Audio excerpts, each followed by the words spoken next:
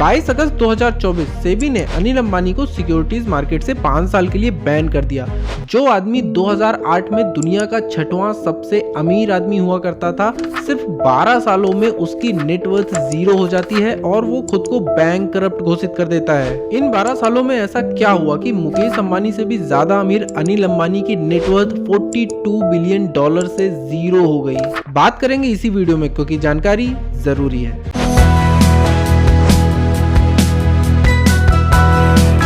ये कहानी शुरू होती है आज से 20 साल पहले 6 जुलाई 2002 से, जब रिलायंस इंडस्ट्रीज के फाउंडर धीरू भाई अंबानी की हार्ट अटैक से डेथ हो जाती है, जिसके बाद अब रिलायंस इंडस्ट्रीज को मुकेश अंबानी और अनिल अंबानी को संभालना था। लेकिन इसमें भी एक समस्या थी, धीरू भाई अपने पीछे कोई भी विल छोड़कर नहीं गए थे, उन्होंने कोई भी वसीयत नहीं बनाई थी अपनी। तो ऐसे में दोनों भाइयों ने कंपनी को साथ में चलाने का फैसला किया। बोर्ड की मीटिंग हुई और मुकेश अंबानी को चेयरमैन और अनिल अंबानी को मैनेजिंग डायरेक्टर बना दिया गया। ऐसे में हर एक इन्वेस्टर को यही लग रहा था कि दोनों भाई मिलकर रिलायंस इंडस्ट्रीज को नई ऊंचाइयों पर ले जाएंगे, लेकिन वो कहते हैं ना कि कल किसने देखा है। कंपनी को ज्वाइन करने के बाद से ही दोनों भाइयों में अपनी अपनी डोमिनेंस बनाने की जंग छिड़ी हुई थी। जहां एक तरफ अनिल अंबानी कंपनी को नई दिशा में ले जाने का प्लान बना रहे थे, वहीं दूसरी तरफ मुकेश अंबानी कंपनी में अनिल की डिसीजन मेकिंग पावर को कट करने में लगे हुए थे। वैसे तो दोनों भाइयों में कंपनी के मैनेजमेंट पावर को लेकर कोल्ड वॉर साफ देखी जा सकती थी, लेकिन ये सबके सामने पब्लिकली तब आया जब नवंबर 2004 में मुकेश अंबानी ने एक न्यूज चैनल को इंटरव्यू देते समय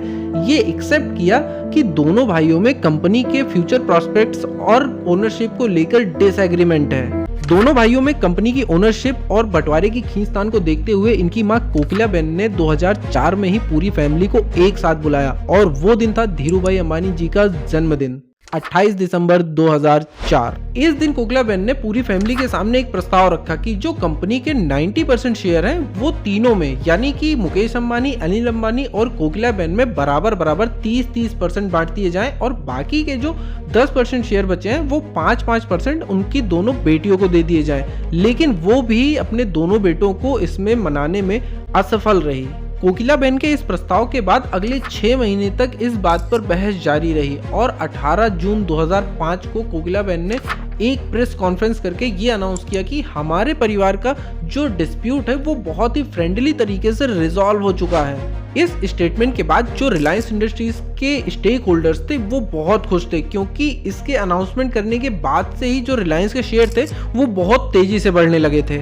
लेकिन रिलायंस इंडस्ट्रीज का फॉर्मल डिसीजन होना अभी बाकी था। दिसंबर 2005 बॉम्बे हाई कोर्ट ने रिलायंस के डीमर्जर एग्रीमेंट को अप्रूव कर दिया, जिसके बाद कोकिलाबेन और धीरू भाई अंबानी के बहुत ही क्लोज फ्रेंड केवी कामत, जो कि उस समय आईसीआईसीआई के सीईओ थे, उन्होंने एक डीमर्जर एग्रीमेंट बनाया और उसे इम्प्लीमेंट कर दिया। और इसी के साथ धीरू भाई अंबानी का बनाया गया 98,000 करोड़ का एम्पायर 2 भागों में डिवाइड हो गया, जिसमें मुकेश अंबानी को रिलायंस इंडस्ट्रीज और आईपीसीएल दी गई, और अनिल अंबानी को रिलायंस कम्युनिकेशन, रिलायंस पावर और रिलायंस कैपिटल को सौंप दिया गया। इसके बाद अनिल ने एडीएई यानी कि अनिल धीरूभाई अंबानी इंटरप्राइजेस को फॉर्म करने का अनाउंसमेंट कर दिया और अपने फ्यूचर प्लान्स के बारे में भी लोगों को बताया। उस समय जो सिचुएशन थी उसे देखकर जो बिजनेस के एक्सपर्ट्स थे वो यही कह रहे थे कि आने वाला युग अनिल अंबानी का होने वाला है, और एक्सपर्ट्स का अंदाजा बिल्कुल सही था। अनिल ने डीमर्जर के बाद ही एंटरटेनमेंट के क्षेत्र में अपना कदम रखा और एंटरटेनमेंट एजेंसी एड लैब्स को खरीद लिया, जो कि फिल्म मेकिंग, फिल्म प्रोडक्शन और डिजिटल सिनेमा से रिलेटेड काम करती थी।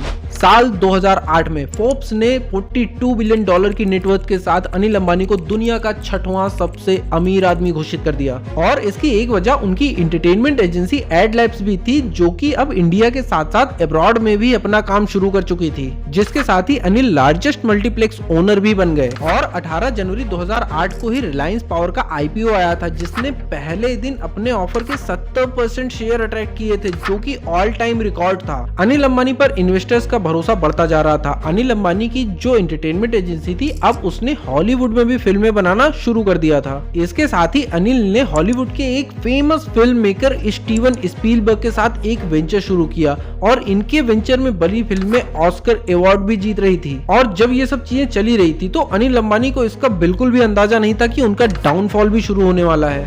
अनिल के डाउनफॉल की शुरुआत यूं तो तो 2008 के रिसेशन से ही हो गई थी, लेकिन इसका अंत 12 साल बाद अनिल के सेल्फ डिक्लेयर्ड बैंकरप्सी से हुआ, जब अनिल ने खुद को ही बैंकरप्ट डिक्लेयर कर दिया। एक्चुअली हुआ कुछ यूं था कि अनिल ने अपनी रिलायंस कम्युनिकेशन की इंफ्रास्ट्रक्चर को मजबूत करने के लिए $2 बिलियन का लोन लिया था और साथ ही अपने बिजनेस को ग्लोबली एक्सपेंड करने के लिए साउथ अफ्रीकन एक कंपनी MTN है जिसके साथ उन्होंने एक वेंचर शुरू किया। अनिल ये उम्मीद कर रहे थे कि इस वेंचर के साथ ही उनको एक ग्लोबली बूस्ट मिलेगा और उनका बिजनेस चल पड़ेगा, जिससे कि वो अपना लोन भी चुका सकते हैं जो उन्होंने पहले से ले रखा था। लेकिन अगर आपको याद हो तो जब रिलायंस का डीमर्जर हुआ था उसके बाद से मुकेश अंबानी और अनिल अंबानी में कुछ इश्यूज चल रहे थे गैस की सप्लाई को लेके। एक्चुअली अनिल अंबानी ने ये दावा किया था कोर्ट में कि जो मुकेश अंबानी का जो गैस प्लांट है उनको सस्ते दामों में गैस प्रोवाइड करे क्योंकि वो उनकी फैमिली की कंपनी है, लेकिन मुकेश अंबानी ऐसा करने को राजी नहीं थे और जिस रेट में वो गैस बेच रहे थे उसी दामों में उनको देने के लिए वो राजी थे। तो इसी के लीगल इश्यूज के कारण MTN ने अपना हाथ जो है वो खींच लिया, उन्होंने इस वेंचर को कैंसिल कर दिया। ये अनिल अंबानी के लिए एक बड़ा झटका था, लेकिन अभी ये तो शुरुआत थी, अभी और झटके लगना बाकी था। रिलायंस का जब डीमर्जर हुआ था तो एक नॉन कॉम्पिटेंस क्लॉज साइन हुआ था जिसके तहत वो एक दूसरे के बिजनेस में कम्पीट नहीं कर सकते थे, जो कि अब कैंसिल हो चुका था। यानी कि अब मुकेश अंबानी भी पावर में, कम्युनिकेशन में और सारी चीजों में कम्पीट कर सकते थे, वो बिजनेसेस कर सकते थे जो अनिल अंबानी के पास थे। और हुआ भी ऐसा ही, मुकेश अंबानी ने इसके तुरंत बाद ही इन्फोटिल्ट के ब्रॉडबैंड को खरीद लिया। लेकिन अभी भी अनिल अंबानी की मुसीबतें कम होने का नाम नहीं ले रही थी। आपको याद होगा इंडिया में 2011 में 2G स्पेक्ट्रम का स्कैम हुआ था और उसी स्कैम के चलते अप्रैल 2011 में अनिल अंबानी के मैनेजिंग डायरेक्टर और 2 वाइस प्रेसिडेंट को मिसप्राइज्ड मोबाइल नेटवर्क को एक्वायर करने के आरोप में गिरफ्तार कर लिया गया। 2G स्पेक्ट्रम घोटाले में CBI ने अनिल अंबानी से भी पूछताछ की थी और जब एक तरफ ये सारी चीजें हो रही थी तो वहीं दूसरी तरफ अनिल अंबानी की जो नेटवर्थ $42 बिलियन थी वो गिरकर सिर्फ $8.8 हो गई थी।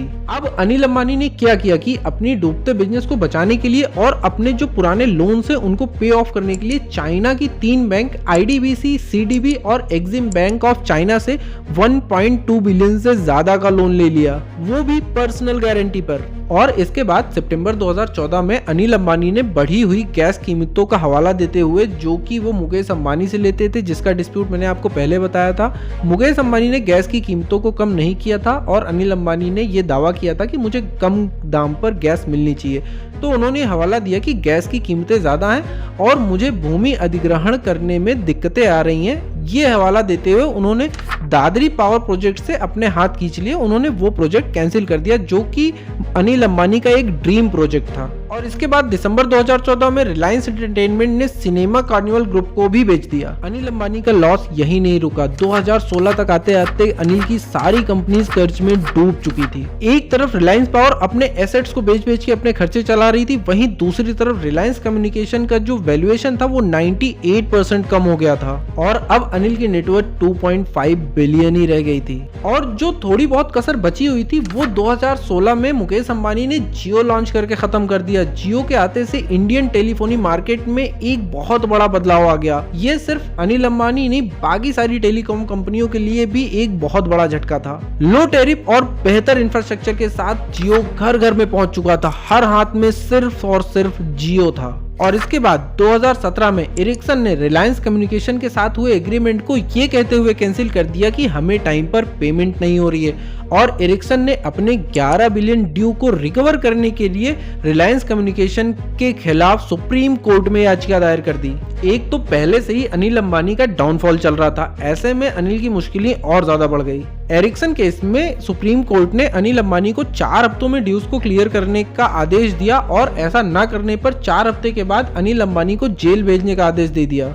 इस टाइम पर अनिल अंबानी की कंडीशन ऐसी थी कि वो कोई भी लोन पे नहीं कर सकते थे, वो ड्यूज को क्लियर नहीं कर सकते थे। तब मुकेश अंबानी सामने आए और मुकेश अंबानी ने उनके ड्यूज को क्लियर कर दिया जो कि 453 करोड़ का था और अनिल अंबानी को जेल जाने से बचा लिया। अब इतना सब कुछ होने के बाद अनिल की नेटवर्थ से 20,000 करोड़ ही रह गई थी। मीडिया अनिल अंबानी को पिछले 100 सालों में अपने स्टेक होल्डर्स की वेल्थ का फास्टेस्ट डिस्ट्रॉयर बताने लगी थी। अब अगर आपको याद हो तो अनिल अंबानी ने चाइना की 3 बैंकों से भी लोन लिया था, वो भी चुकाना अभी बाकी था। अनिल के डिफॉल्ट्स को देखते हुए इन बैंकों ने यूके में अनिल अंबानी के ऊपर केस कर दिया कि हमें अपना पैसा वापस चाहिए। और फिर 2020 में ठीक कोविड आने से पहले अनिल अंबानी, जो कि एक समय पर दुनिया के 6वें सबसे अमीर आदमी थे, उन्होंने खुद को बैंकरप्ट घोषित कर दिया। उन्होंने कोर्ट में ये बताया कि मेरी नेटवर्थ जो है वो 0 हो चुकी है, मैं कंगाल हो चुका हूँ, और पर्सनल बैंकरप्सी क्लेम कर दी। जिस बंदे के पास 12 साल पहले 42 बिलियन डॉलर की नेटवर्थ थी,